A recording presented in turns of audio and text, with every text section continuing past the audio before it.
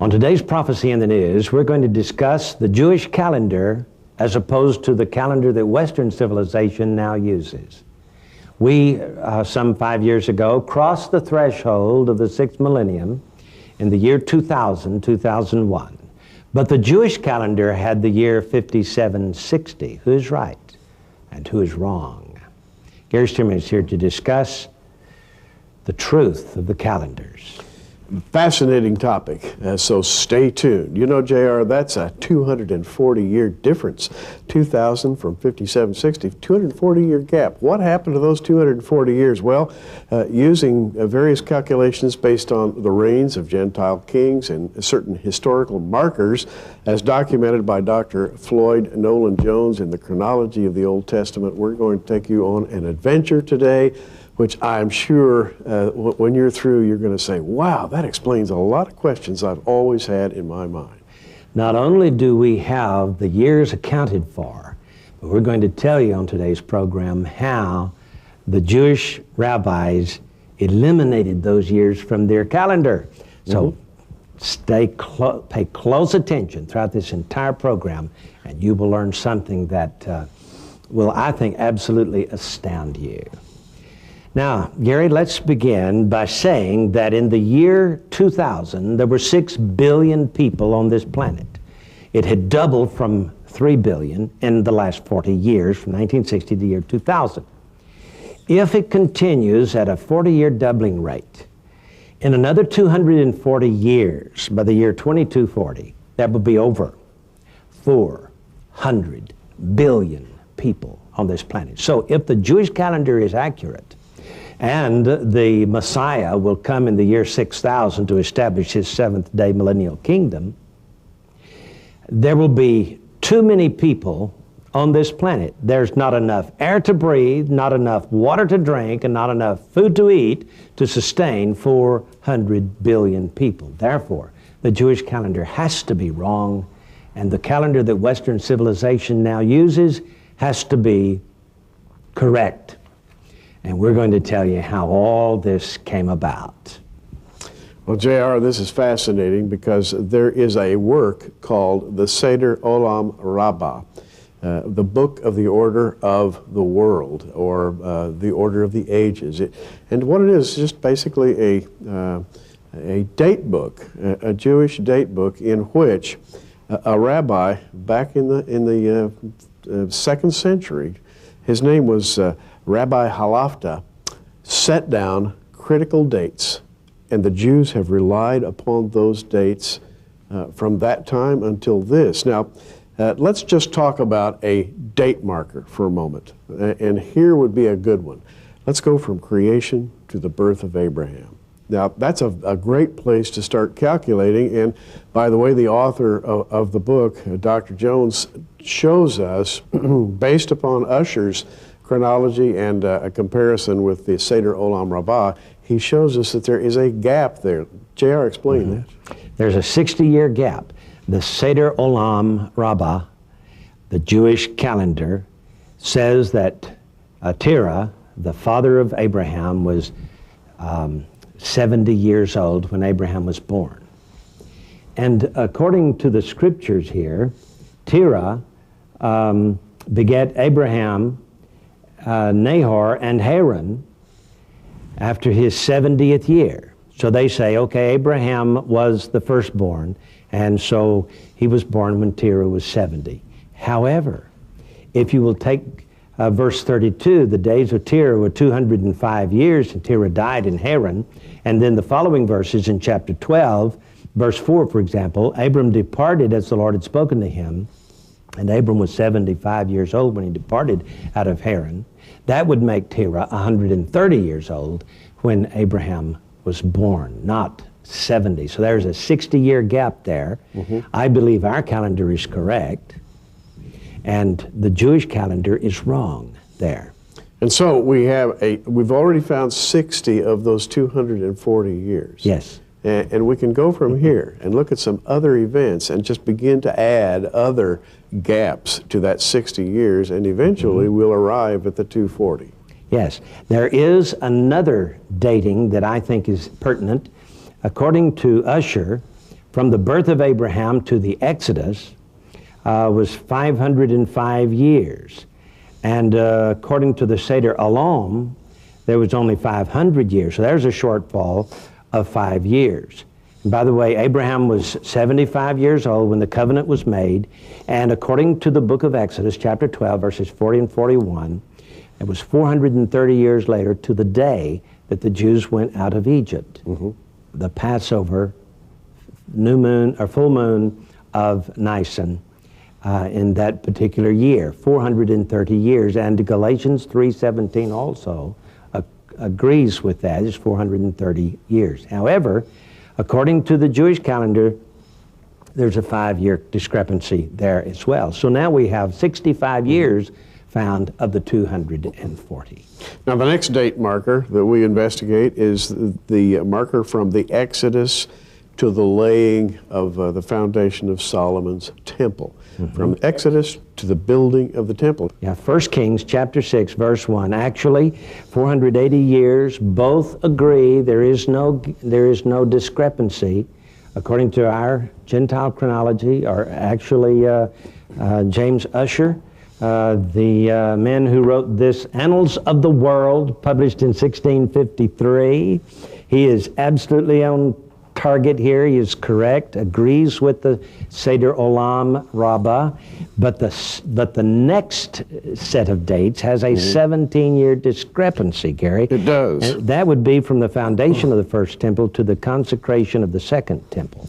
And Bishop Ussher says that that was 497 years, 1012 to 515 BC. The Seder Olam says that was 480 years, 831 to 351 BC. So now we add another 17 years. Now we're up to 82 years total. 82 years on this 240-year discrepancy between the two calendars. And the reason for the 17 years here, according to Dr. Jones, Dr. Floyd Nolan Jones, in the chronology of the Old Testament, the reason for this is the difference between the kings of the northern 10 tribes and the dating of the kings of the southern 2 tribes. The Seder Olam has a different set of calculations than what the Scripture has and what profane history also gives us from those early dates. So there's another 17 years discrepancy. But the big problem comes with the final, shall we say, somewhere around 154 years discrepancy, beginning, of course, with the Persian Empire. And that's where it really gets sticky, Gary, and there's a reason behind all of this. There is another 150-something years that the Seder Olam just lops off and disregards, that we can prove, absolutely prove, from this book, the Annals of the World, and from Herodotus, the Greek historian, and from other historians that are quoted in this book. By the way, at this point, you might be interested in knowing that Bishop Ussher, in the Annals of the World, used very careful historical documentation. It's astounding when you read the book, J.R., as you have done. You just are amazed at what the man did to document his dates. They are linked unequivocally to certain Gentile events. And we're now talking about roughly the period from the Second Temple, which was destroyed in the Babylonian captivity, and all the way up to the destruction of the Third Temple, the Temple of Herod, by the troops of Titus. So you take this period from roughly the rebuilding of the Second Temple to the destruction of Herod's temple in the days following Jesus' crucifixion, and now you're talking about a very flexible period. That is, if you view it from the Jewish perspective. If you view it by the reigns of Gentile kings, it's a different story. Yes. Now, once Ptolemy comes to power upon the death of Alexander the Great, history is locked in. There's not much the Jews can do to change that. Right. They do have a 10-year discrepancy there. History says that it was 331 BC. The Seder Olam says it was 321, 10 years difference there. But their main problem comes in the Persian period. They list only 5 Persian kings. You may recall now, Belshazzar was killed in 538 BC. Darius and Cyrus took over the Babylonian Empire and established the kingdom of the Medes and Persians, 538. And that date is not so well fixed in the Jewish calendar. They say that it came in 374 BC. We're going to tell you how the difference came about when we return in just a moment. Why is the Jewish calendar 240 years at variance from the calendar used by Western civilization? We're going to tell you why. We've already accounted for 82 years. Now we want to tell you about the remaining years. And as you can see in Bishop Ussher's book, The Annals of the World, he spends this many pages talking about the Persian Empire. And the Jews lop it off to a mere 53 years instead of 207 years, which, as you can see, profane history, Roman history, Greek history, the Greek historian Herodotus lists in great detail. And so we want to talk to you about that in this segment of our program. Gary? It's very illustrative, as pointed out by Dr. Jones, to just begin with the reign of Darius the Mede. Now, the Seder Olam, the JR, says that he reigned from 374 to 373 BC. That is 1 year. Yes. 374, 373. Secular history documents it an entirely different way. Yes, 538 BC. In the book of Daniel, when Belshazzar was overthrown and the Medes and the Persians took over the kingdom, the year was 538 BC, not 374 BC. Yes. Okay?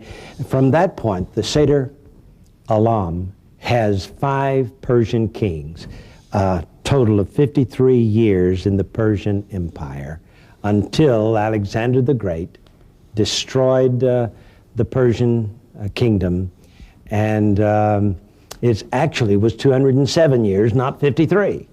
Instead of 5 kings, as listed in the Seder Olam, there were 13 kings, and they are all documented by Greek history right here, Herodotus in particular, and of course, I mean, we're talking details here. What happened this year, that year, next year, the next. Every year is accounted for here in this Annals of the World by Bishop James Ussher. By the way, you can get this through our ministry, and I hope you will take advantage of it. You can also get this book called The Chronology of the Old Testament by Dr. Floyd Nolan Jones through our ministry. We have both of them listed in our magazine this month. This is the July edition. You can get a copy of it by calling the number at the bottom of your screen. And while you're on the line, ask the operator about the Chronology of the Old Testament for $24.95 plus shipping and handling. And also this Annals of the World, which I think both will make a fascinating study for you if you want to know about the history of the human race from Adam through the destruction of the temple in AD 70. Oh, and JR, don't forget to tell them that the book, The Chronology of the Old Testament, also contains a CD-ROM. You insert that in your computer's reader, and guess what? You get virtual wall-size charts. It's amazing. Yeah. Here it is. You can see it, a CD-ROM with all of the charts, and usually CD-ROMs like this sell for $24.95. Both together for $24.95, such a deal. I hope you'll get it. This is a fascinating study. Gary, we don't have the time in this program to list all 13 kings and their dates, but I'm going to be writing an article for our next magazine, the August magazine, which will list all of this, the difference in the chronology, the truth behind the calendars. Now, let's get to the question. The result of this shortening of the span of the Persian Empire is of absolute paramount importance.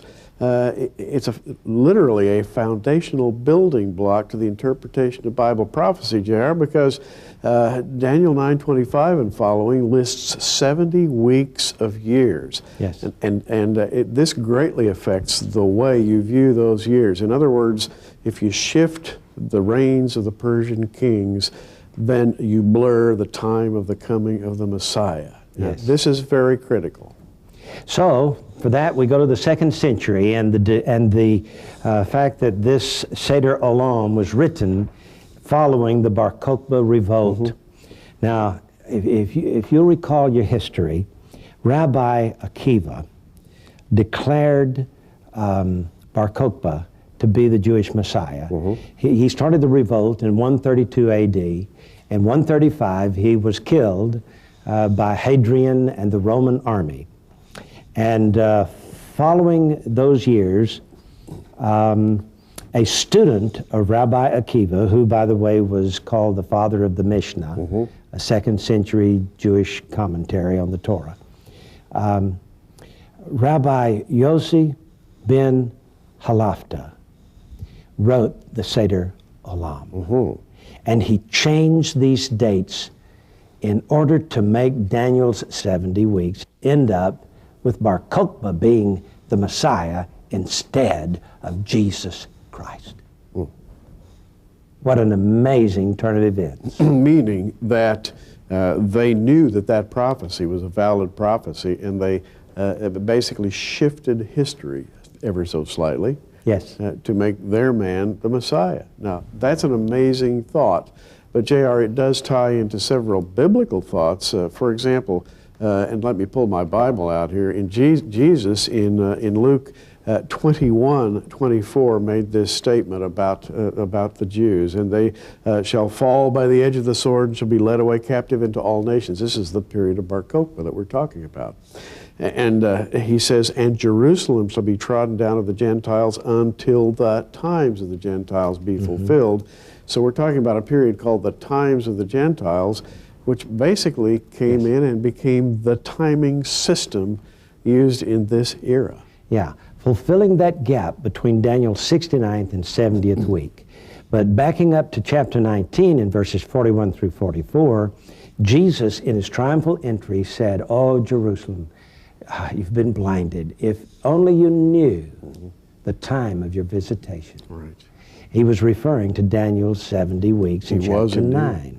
Now, Paul comes along much later, and he says in Romans 11:25, "I would not, brethren, that you should be ignorant of this mystery, lest you should be wise in your own conceits, that blindness in part has happened to Israel until the fullness of the Gentiles be come in." And this blindness in part, J.R., I think plays right into this calendrical difference. Yes. Now, this important changing of the dates, eliminating 154 years in the Persian period in order to make Daniel's 70 weeks come out to Bar Kokhba instead of Jesus being the Messiah, has been commented upon. Rabbi Simon Schwab made this statement: "It should have been possible that our sages, for some unknown reason, had covered up a certain historic period and purposely eliminated and suppressed all records and other materials pertaining thereto. If so, what might have been their compelling reason for so unusual a procedure?" He said, "Nothing short of a divine command could have prompted those saintly men of truth to leave out completely from our annals a period of what he called 165 years, and to correct all data and historic tables in such a fashion that the subsequent chronological gap could escape being noticed by countless generations, known to a few initiates only who were duty-bound to keep the secret to themselves." Wow. Now, Gary, this difference between the Jewish calendar and our calendar, the calendar of Western civilization, was for one purpose. They don't want Jesus being the Messiah, they want Bar Kokhba to be the Messiah. And you notice what Rabbi Schwab says here: nothing short of a divine command could have prompted those saintly men of truth to leave that period out. Now, we have the divine command in Holy Scripture where Jesus pronounced blindness upon the house of David, right there in Luke 21. Now, the fascinating thing about all of this is that today the rabbis believe that the Messiah is due imminently. Do you remember Kaduri, Rabbi Kaduri? He said the Messiah's got to be here in the next couple of years.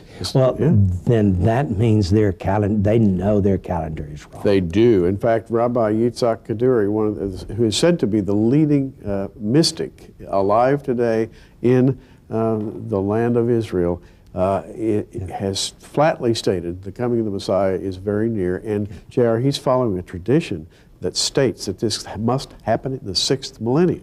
Furthermore, in the 13th century, 700 years ago, the rabbis wrote that when the 60th year crosses the threshold of the 6th millennium, then the Messiah is about to come. Now, what they mean by this is the year 5760 crossed the threshold in the year 2000. They knew even then, 700 years ago, that their calendar was off, deliberately off. We'll be back in just a moment.